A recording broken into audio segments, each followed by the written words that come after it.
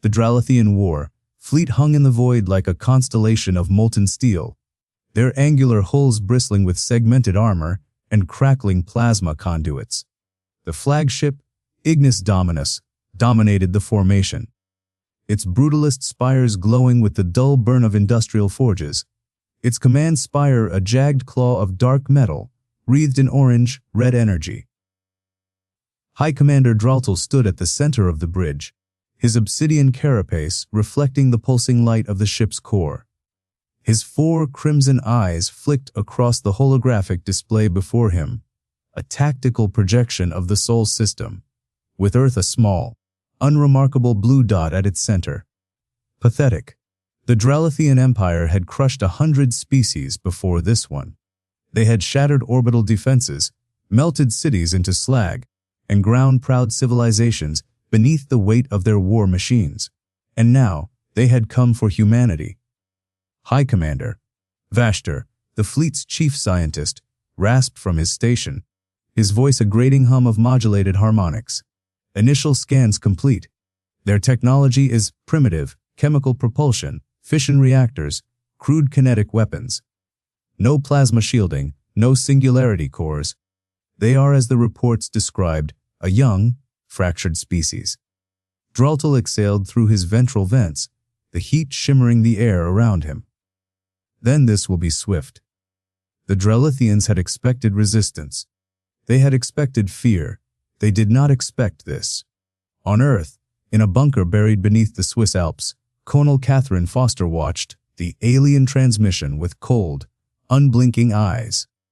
The Dralethian envoy, a towering figure of segmented armor and molten veins, had delivered their terms with the clinical detachment of a butcher discussing livestock. Surrender your world. Submit to the Dralethian Imperium, or be erased. The room was silent. The generals, the politicians, they looked to her. She was the one who had fought in the Martian skirmishes, who had commanded the first deep space engagements against rogue AI fleets. She knew war, and she knew something else. Corporal Jackson, she said, her voice steady. Bring me the black file. The young soldier hesitated only a second before moving. He had seen that look in her eyes before. The look of a predator who had just spotted weakness.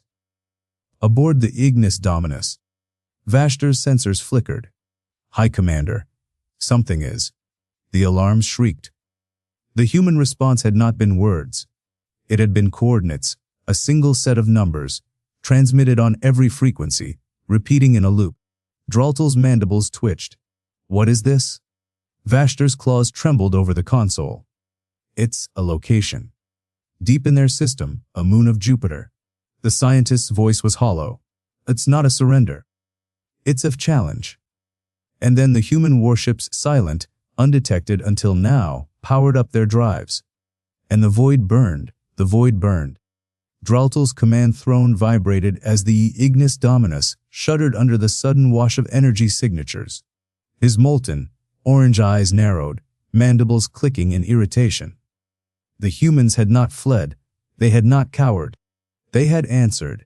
On the tactical display, the void between Jupiter and Mars lit up like a forge. One by one, ships emerged from stealth, not the crude, blocky vessels the Dralethian intelligence reports had described, but sleek, angular predators, their hulls dark as asteroid basalt. Their drives flared with a cold blue, white radiance, stark against the Dralethian's own forge, red plasma trails. Vashtor's claws skittered across the console, his neural interface pulsing with frantic data streams. High Commander, their signatures, they don't match any known human fleet configuration. Dralethian exhaled, the heat of his breath curling in the recycled air. Explain. The scientist hesitated. Their power curves. Their running adds combat efficiency from a cold start. No warm-up, no reactor lag. A Dralethian warship took hours to reach full battle readiness. The plasma conduits needed time to stabilize. The armor segments required gradual heating to avoid stress fractures. These humans had ignited like a spark to tinder. Dralethian's grip tightened on the armrests of his throne. Their weapons. Vashtor's voice was thin, Unknown. No energy spikes yet, but their formation. The display flickered. The human ships weren't just powering up.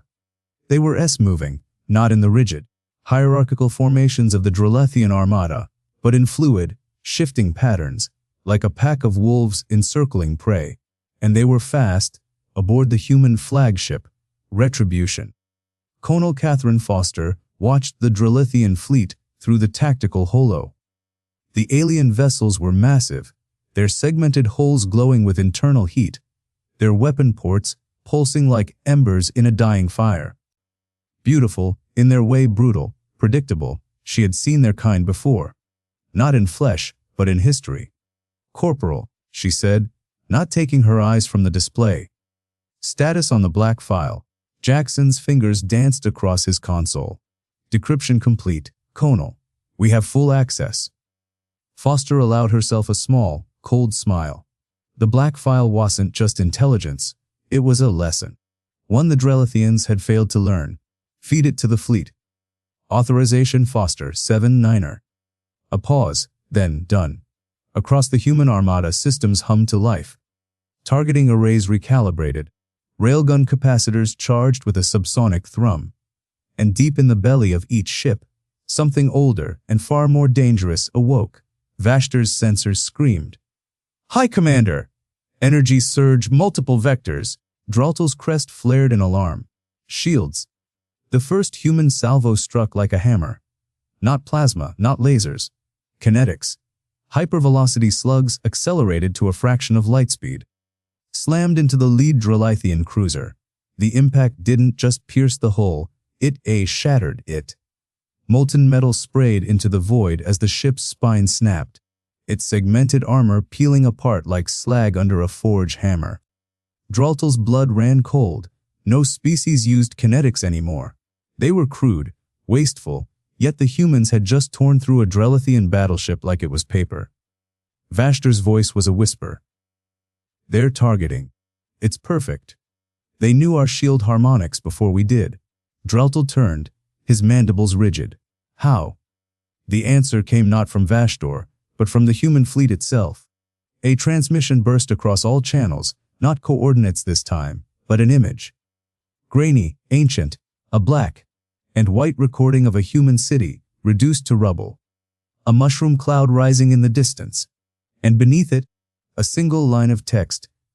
We remember. Draltel's stomach turned to ice. The humans hadn't just fought wars, they had survived them.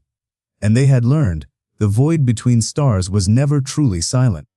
Dralethian warships hung in formation, their angular hulls glowing with the dull ember, light of plasma conduits, their segmented armor plates shifting like the scales of some great, slumbering beast. The fleet had been built for conquest, for the crushing weight of industrial might brought to bear against lesser species. But now, for the first time in living memory, High Commander Draltel felt something unfamiliar in the pit of his thorax. The human fleet was smaller, older. Their vessels lacked the sleek brutality of Dralethian engineering, their hulls patched and scarred from battles long past. Yet they moved with a precision that bordered on predatory. Each ship adjusting course in perfect unison, their thrusters flaring in controlled bursts. Vashtor's claws trembled over the tactical display. Their formation, it's not random. They're hurting us. Draltel's mandibles twitched, impossible. The humans were scavengers, barely spacefaring. They should have been able to predict Dralethian maneuvers, let alone counter them. The human cruiser, Vigilance, pivoted, its railgun arrays humming with stored kinetic energy. A single shot lanced out, not at the flagship, but at the weakest point in the Dralethian formation, a supply carrier, its shield still cycling from the last volley. The impact was surgical. The carrier's hull crumpled like foil, its molten core spilling into the void in a slow, glowing hemorrhage. Draltel's blood ran cold. This wasn't warfare as the galaxy understood it. This was butchery. Aboard the Vigilance, Colonel Catherine Foster watched the tactical feed with narrowed eyes. The Dralethians had expected panic, disorder. They had expected prey. Instead, they found wolves. Corporal Daniel Jackson adjusted the targeting matrix, his fingers dancing across the console with practiced ease. They're regrouping. Shields are reinforcing along the starboard flank. Foster didn't answer. She didn't need to. The Dralethians were predictable, brutal, yes, but rigid. They fought like machines, relying on overwhelming force rather than adaptation. Humans, though. Humans had spent millennia perfecting the art of killing each other. Adjust trajectory, she said softly. Target their command relays. Jackson grinned. With pleasure, ma'am. The Dralethian fleet shuddered as another cruiser erupted into flames. Vashtor's voice was raw with disbelief. They're ignoring our heavies. Picking off support ships first. They're stripping us. Draltel's claws dug into the command console, the metal groaning under the pressure. This wasn't supposed to happen. The humans should have broken by now. Should have run. Instead, they fought like something out of nightmare, relentless, calculating, patient. And then, the transmission came. Not a demand for surrender, not a plea for mercy. Just a voice, calm and steady, echoing across every Dralethian channel. You thought we were weak. Fef. Now you know better. Draltel's mandibles locked. The humans weren't just surviving, they were hunting. Section 4. The Silent Fleet. The void between stars was never truly silent. Dralethian sensors painted the darkness in pulses of molten orange, their warships bleeding heat signatures like open wounds. The human fleet, by contrast, was a ghost. No engine flares, no power surges. Just the occasional flicker of maneuvering thrusters, cold and precise, as their ships slid between the wreckage of the Dralethian vanguard. Vashtor's claws trembled over the tactical display. The humans had no right to move like this. No species should be able to hide in the emptiness of space, yet their vessels, angular matte, black things, their hulls drinking in sensor waves, were barely more than shadows. They're using our own debris as cover, he hissed, mandibles twitching. Draltel didn't answer. His gaze was locked on the central hololith, where the last of their heavy cruisers burned, its molten core spilling into the vacuum. The humans had dismantled it with surgical cruelty, first the engines, then the weapons, then the shields. Only when it was helpless did they carve open its belly and let the crew suffocate in the dark. It wasn't war, it was butchery. And the worst part. The humans weren't even rushing. Colonel Foster exhaled slowly, watching the Dralethian formation unravel on her screen. Their fleet had been built for brute force, overlapping shields, overlapping fire, an unstoppable tide of industrial might. But the moment they realized the humans wouldn't stand and fight, wouldn't break under bombardment, their cohesion had shattered. Like wolves, Jackson murmured beside her, fingers dancing over his console. They don't know how to hunt something that hunts back. Foster allowed herself a grim smile. The Dralethians had expected panic, expected desperation. Instead, humanity had given them silence, and silence was far more terrifying than screams. A new alert flashed across Vashtor's display. His breath caught. High Captain. The human flagship. It's. Draltel turned, and for the first time in his life, he felt true, primal fear. The human vessel said indomitable. Their transmissions had named it was moving. Not toward them, not away. Sideways. Its thrusters flared once, a brief, icy blue pulse, and then it was gone, sliding behind the corpse of a Dralethian destroyer. The sensors screamed a moment later, railgun rounds, moving at a fraction of light speed, punching through the flank of their last carrier. No warning, no declaration. Just death, delivered with mechanical indifference. They're not even talking to us anymore, Vashtor whispered. Draltel's claws flexed. That was the true horror, wasn't it? The humans had stopped negotiating, stopped caring. Now, they were just killing. And the Dralethian Empire had no idea how to make them stop. See CTIN5E, THE TRAPSPINGS. The void between stars was never truly silent. Draltel knew this, had known it since his first tour as a young officer. Space hummed with the whispers of cosmic radiation, the groan of cooling metal, the faint, rhythmic pulse of a warship's reactor. But now, as he stood on the command deck of the Ars Iron Will, the silence was absolute. The humans had gone dark, not just their comms, their ships, their weapons, even their heat signatures had vanished from the scopes. One moment, the as Indomitable had been there, a monstrous silhouette wreathed in the dying light of gutted Dralethian vessels. The next, it was gone, swallowed by the black like a predator slipping beneath the waves. Vashtor's claws tapped frantically at his console, his copper-plated crest flaring in agitation. "They're masking their signatures," he muttered, voice tight. "Some kind of phased absorption plating. Our sensors can't lock onto them unless they want to be seen." Draltel's mandibles flexed. That was impossible. No species had ever perfected stealth in space, not truly. Heat had to go somewhere. Energy couldn't just vanish. And yet, the humans had done it.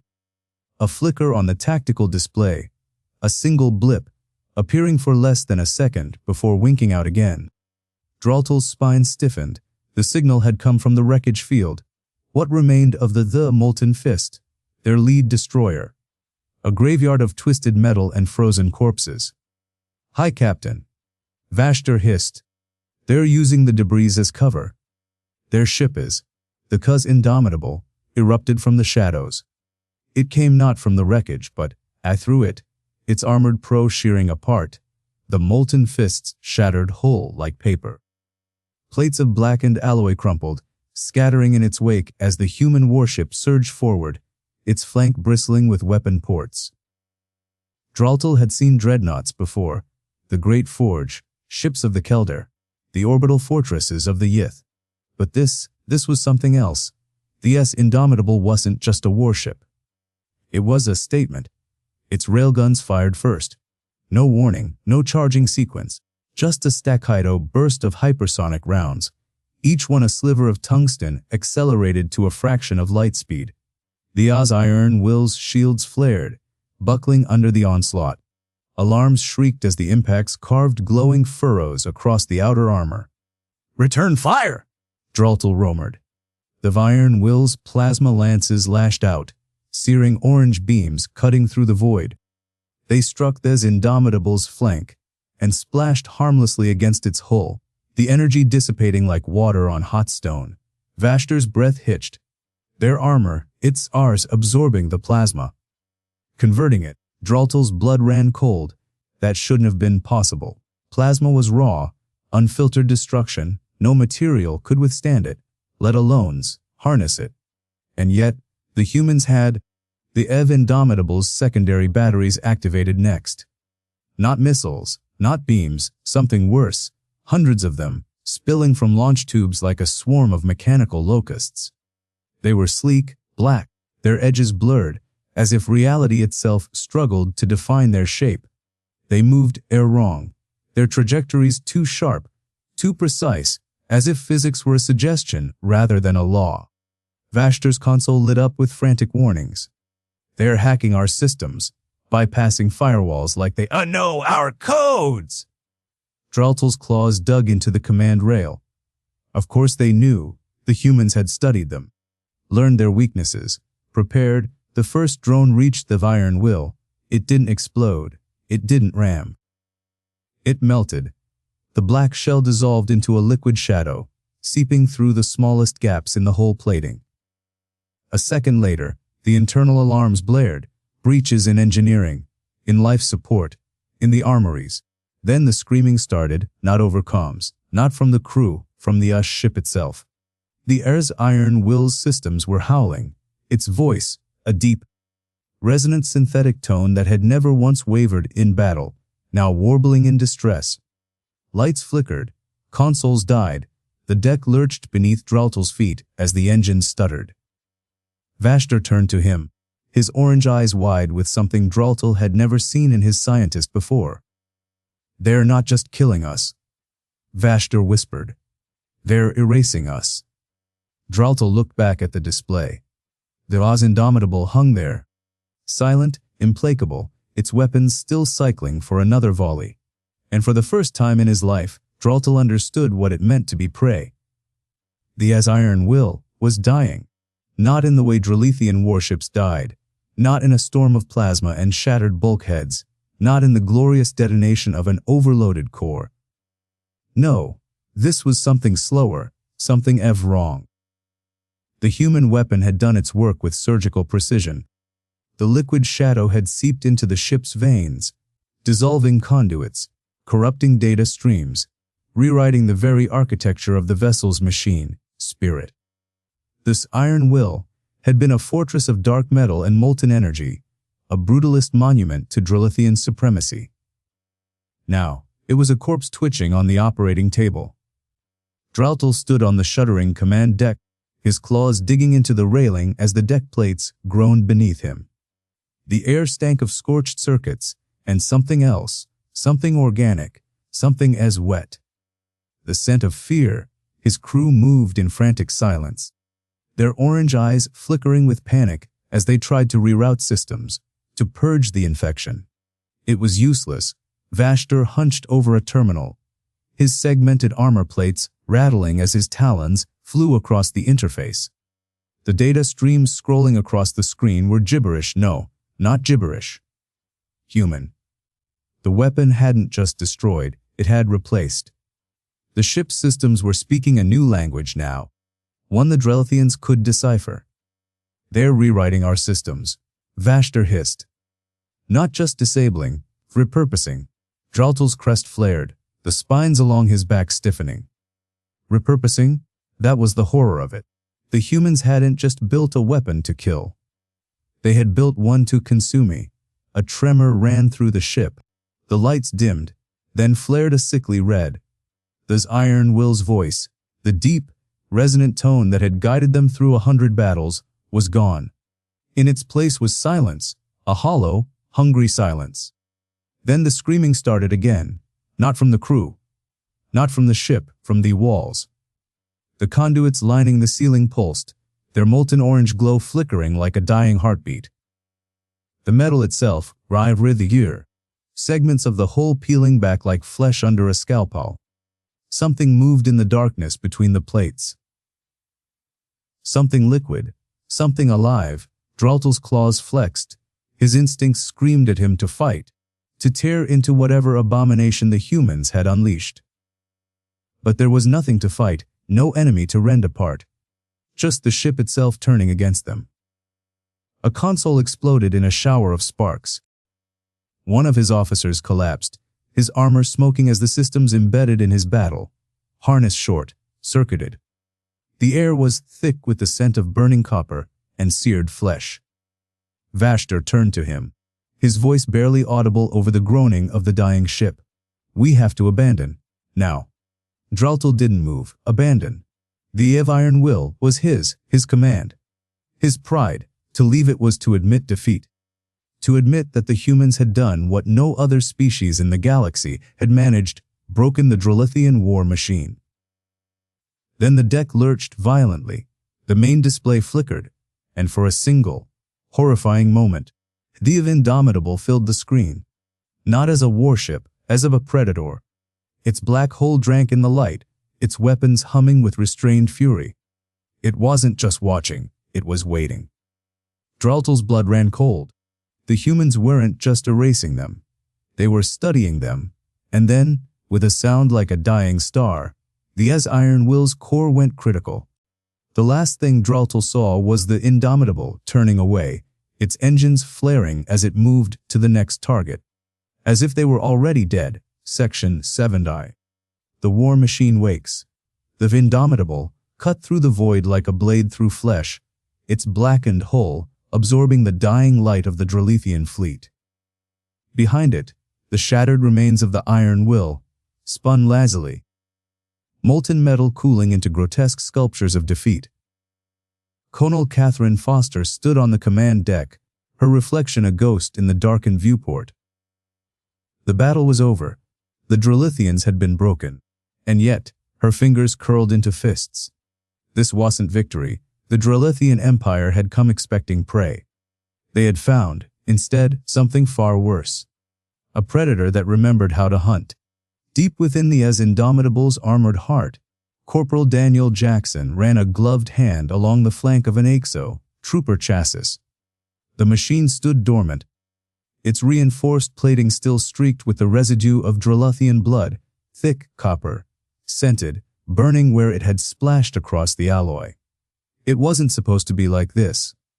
The EXO troopers were a last resort, a nightmare-given form.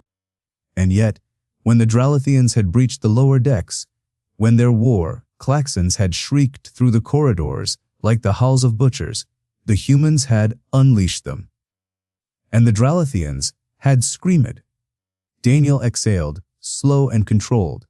He had seen the footage, the way the EXO troopers moved, not like machines, but like things that remembered being human. That remembered fury. A chime sounded in his helmet. The colonel wanted him on the bridge. He turned away from the silent war machine, but not before catching his own reflection in its darkened visor. For a moment, he didn't recognize his own eyes. Vashtor's claws scraped against the escape pod's console as the last of the iron-on's will's data streams flickered across the screen.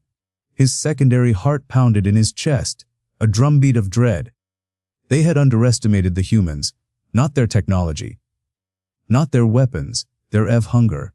The Dralethian Empire had waged war for centuries, crushing species beneath their industrial might. But this was different. The humans didn't just fight. They consumed. They took every scrap of knowledge, every tactic, every weakness, and they made it theirs. And now, as the pod hurtled away from the wreckage, Vashtor realized the truth. The humans hadn't just defeated them. They had learned from them. This Indomitable's silhouette grew smaller in the view screen, but the weight of its gaze lingered, like a predator marking its next kill. Colonel Foster didn't turn when Daniel entered the bridge. Her attention was fixed on the tactical display, where the remnants of the Dralethian armada flickered like dying embers. "They're retreating," she said, voice low. Daniel didn't answer. He didn't need to. They both knew what came next. The Dralethians had thought humanity weak, fragile, a species too fractured to stand against the might of an empire. They had been wrong. Foster's fingers hovered over the comms array. A single command would send the Indomitable surging forward, chasing the broken fleet back to their homeworld, back to the heart of their empire. She could do it. She should do it. A new signal pulsed on the edge of the scanner. A transmission, not from the Dralethians, from Earth. Foster's breath caught. The war machine had awakened, and now, the galaxy would learn what it meant to fear. Cis-28, Neno, Ku-Artar. The transmission from Earth burned through the void like a wildfire, its signal carving a path through the wreckage of the Dralethian armada. Colonel Foster's fingers hovered over the console, the weight of the message pressing against her ribs like a blade. It wasn't a plea. It wasn't a negotiation. It was of reckoning. The Indomitable's bridge hummed with the low, predatory thrum of engines primed for pursuit. The Dralethian fleet, once a molten tide of warships, now lay fractured, great, segmented hulls drifting like the shattered carapaces of dead insects. Their orange, red energy cores flickered, dimming as life support failed, as fires consumed their brutalist corridors. Foster exhaled. She had seen this before, not in battle, not in war. But in the eyes of wolves, the Dralethians had miscalculated. They had assumed humanity's greatest strength lay in its weapons, in its ships, in the cold calculus of destruction. But they had missed the truth, the Pez hunger beneath it all. The same hunger that had driven ancient hunters to track wounded prey across frozen tundras. The same hunger that had built civilization's atop bones. The transmission unfolded in her mind, a single directive seared into the ship's core systems: no quarter. Not a command. A confirmation. The galaxy had thought humanity fractured. But when the pack smelled blood, it moved as one.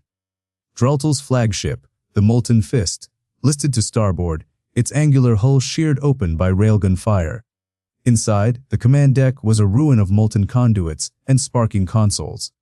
The air stank of scorched metal and burning flesh. Vashdor, the scientist, clutched a shattered console, his copper-plated fingers digging into the warped metal. His cranial spines, once rigid with pride, lay flattened against his skull. His voice was a rasp. "They're not stopping." Draltel didn't answer. His gaze was locked on the view screen, where the as indomitable loomed, a black specter against the void. It wasn't retreating. It wasn't regrouping. It was closing in. The human warship moved with a terrible, deliberate grace, its thrusters flaring as it adjusted course. Not toward the nearest jump point, not toward safety. Toward them, a predator, scenting weakness. Draltel's mandibles twitched. The Dralethian Empire had waged war for centuries. They had broken species, burned worlds, forged conquest in the fires of their forges. This was different. Humans didn't just fight. They hunted. Corporal Daniel Jackson stood at Foster's side, his fingers curled into fists. The bridge's tactical display painted the scene in cold, unflinching detail: the Dralethian fleet, broken and bleeding. The as indomitable, poised to strike, and beyond it, the faint, flickering signatures of human reinforcements, not just warships, not just soldiers. Every colony, every outpost, every last ship that could hold a gun and a grudge. They were coming, not because Earth had ordered it, because they'd wanted to. Jackson's throat tightened. He had seen this before. Too, not in battle, but in the streets of his home city, when riots had turned to revolutions. When the oppressed had finally have snapped. This wasn't war. This was vengeance. Foster's hand settled on the comms array. A single tap, a single order. The S Indomitable's engines roared to life, its hull vibrating with the promise of violence. Behind it, 100 more signatures flared to life, human ships, old and new, jury-rigged and pristine, all moving as one. The Dralethians had thought humanity weak. Now they would learn the truth. A pack, once cornered, never forgot, and it is never forgave. The hunt was on. Section 9Z. The Emperor's Dread. The Dralethian command throne pulsed with molten light, its angular edges casting jagged shadows across the war chamber. Emperor Vexel sat motionless, his armored fingers curled around the armrests, the heat of his own fury radiating through the dark metal. The holographic display before him flickered with incoming data. Ship signatures. Casualty reports, the relentless advance of the human fleet. It was impossible. The humans should have been broken. Their homeworld was burning. Their fleets had been outmatched. Their soldiers were soft, undisciplined, driven by emotion rather than logic. The swarm grew. Vexel's secondary eyelids flicked shut for a fraction of a second, a reflexive response to the sheer wrongness of the tactical readouts. The humans were not behaving like prey.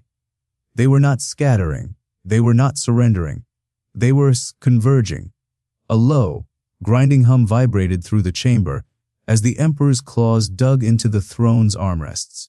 The Dralethian High Command stood in rigid silence, their copper-plated armor reflecting the dim orange glow of the war table. None dared speak. None dared meet his gaze. Because they all saw it now, the mistake, the Zest miscalculation. The humans had not fought like warriors, not like soldiers, not like any species the Dralethians had ever crushed beneath their empire's heel. They fought like cis predators, and worse, they fought like pack hunters. The Sevas aboard the Evs Indomitable. Colonel Catherine Foster exhaled slowly, her breath fogging the inside of her helmet for a brief second before the filtration system whisked it away. The bridge was silent save for the low thrum of the engines, the occasional beep of a console, the distant, rhythmic pulse of the ship's heartbeat. Her fingers hovered over the tactical display. The Dralethian fleet was regrouping, their massive dreadnoughts forming a defensive line around the Emperor's flagship. Standard doctrine, predictable. But Foster wasn't looking at the dreadnoughts. She was looking at the S pattern, the way their escorts moved, too rigid, too precise. The way their energy signatures flickered in unison, their plasma conduits cycling in perfect sync. A weakness. Humans had spent centuries learning to break habits. To adapt, to improvise, the Dralethians had spent centuries perfecting the same strategies, the same formations, the same unshakable belief in their own superiority. Foster's lips curled. "Jackson," she said, her voice barely above a whisper. Corporal Daniel Jackson didn't need orders. He was already moving, his fingers dancing across the gunnery controls, his eyes locked onto the targeting array. He had seen it too. The Dralethians had built their empire on fear. But fear was a language humans spoke fluently. Dralethian war chamber. The first explosion tore through the Dralethian line, like a knife through flesh. One of the escort cruisers, its hull reinforced with segmented plating, its shields calibrated to withstand a direct hit from a plasma lance, simply came apart. Not from a single, overwhelming strike, from a dozen precision railgun rounds, each striking the same weak point in the armor. Each time to hit milliseconds apart, each one weakening the structure, until the fifth shot punched through, and the sixth detonated the ship's primary reactor. The Emperor's claws flexed. This was not brute force. This was surgical. The second cruiser died the same way. Then the third. The humans weren't just attacking. They were sailors dissecting. Vexel's mandibles twitched. A primal, involuntary reaction buried deep in his species' genetic memory. A recognition. Every apex predator in the galaxy knew that look. That focus, that unblinking, unrelenting intent. He had seen it in the eyes of the Void Stalkers, the alpha hunters of his homeworld's deepest chasms. He had seen it in the gaze of the molten drakes that prowled the forges of Draleth. He saw it in the humans. The display flickered again. The human fleet was not just advancing. It was closing. And behind them, more signatures. More ships, more a hunger.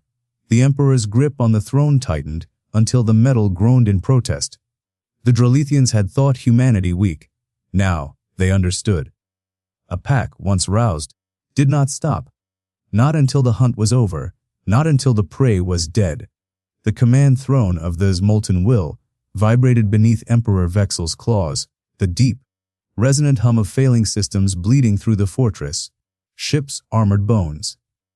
The air smelled of scorched metal and ionized plasma, the scent of a dying war machine.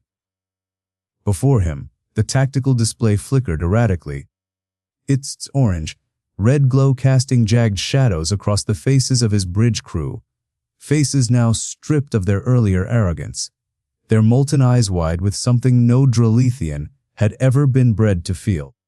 The human fleet filled the screen, not just the sleek, predatory warships that had torn through the Dralethian vanguard like a storm of razors. Not just the monstrous dreadnoughts, their hulls blackened by the fires of 100 battles, their weapons still glowing with the heat of continuous fire. Behind them, emerging from the void like ghosts materializing from shadow, came the rest. Freighters, mining barges, colony ships, civilian vessels. Vexel's mandibles twitched again.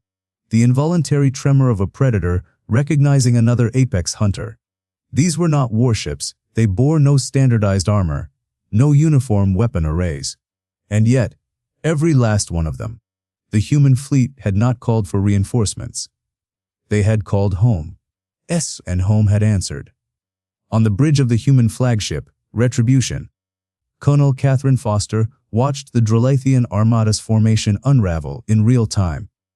The enemy ships, once a disciplined wall of molten steel and burning plasma, now scattered like prey animals before a wildfire.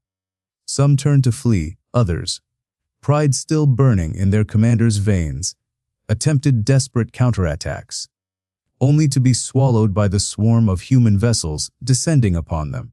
Corporal Daniel Jackson stood beside her, his fingers dancing across the tactical console. "They're breaking," he murmured, his voice low, almost reverent. "Not just retreating. Shattering." Foster didn't answer. She didn't need to. She had seen this before. Not in space, not against aliens, but in history, in the old wars, the ones fought on Earth's blood-soaked soil, when nations had crumbled under the weight of a people who refused to kneel, when farmers had picked up rifles, when teachers had become saboteurs, when entire civilizations had risen, not because they were ordered to, but because they chose to. The Dralethians had thought humanity weak because they saw no central command, no rigid hierarchy binding them together. They had been wrong. Humanity did not fight because they were told to. They fought because they remembered. And they would not stop. Not until the hunt was over. Deep within the bowels of the F of molten will, scientist Vashter stared at the last transmission from the forward scouts. The data was fragmented, corrupted by the electromagnetic storms of dying ships, but one image remained clear. A human soldier, not in powered armor, not wielding some terrifying weapon, just a man, standing atop the wreckage of a Dralethian dropship, his face streaked with soot and blood, his eyes, Vashter's claws dug into the console, those eyes, unblinking, unyielding. The same gaze that had stared back at him from the void stalkers of his youth. The same focus that had frozen him in place when, as a fledgling, he had stumbled too close to a molten drake's nest. A predator's gaze, because the void stalkers hunted to eat. The drakes hunted to protect their young. The humans, they hunted because they ever remembered. And they would not forget. Those molten will's calm array crackled to life one final time, not with orders, not with strategy, with a voice. Emperor Vexel's transmission burned across the void, not as a demand for surrender, not as a plea for mercy, but as a warning to the rest of the galaxy. Do not wake them. Then, the human fleet closed in, and the last Dralethian warship died. Epilogue: the silence after the storm. The wreckage of the molten will drifted in the void, its once molten armor now cold and lifeless, its orange, red energy cores extinguished. The battle was over, but the echoes remained. Across the Dralethian Empire, the news spread not in triumphant war cries, not in furious proclamations, but in hushed, disbelieving whispers.